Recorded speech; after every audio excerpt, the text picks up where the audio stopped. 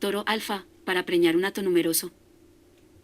Para poder mejorar los índices reproductivos en los hatos ganaderos, una forma eficiente es reconocer al toro alfa, ese que puede servir a las vacas en celo. A los toros dominantes se les denomina toros alfa y es fácil reconocerlos, son esos toros que marcan territorio y tratan de dejar claro que tienen el poder del hato.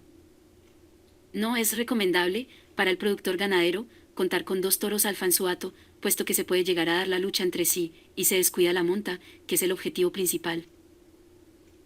El dominio que demuestra un toro es gracias a su raza, y desde que es una cría, en el caso de las razas criollas colombianas, el sanmartinero y el blanco orejinegro, Bon, son los de más control, y por eso con estos toros se pueden garantizar varias preñeces.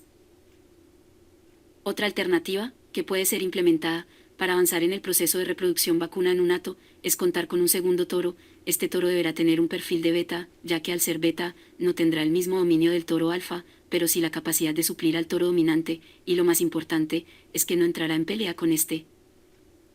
Por tal razón, el productor ganadero puede tener toros Bos taurus o Bos indicus, esta va a depender de las características de cada vacuno.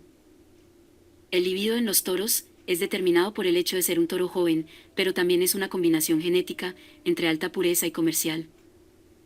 Generalmente los toros con libido alto, que son usados como toros calentadores, son F1, resultado del cruce de Bos taurus y Bos indicus. Podemos concluir que sin importar la raza del toro, es recomendable realizar una evaluación de enfermedades reproductivas y de la calidad del semen del toro antes de ser ingresado al hato con las vacas o novillas, sin importar si es un toro beta o alfa.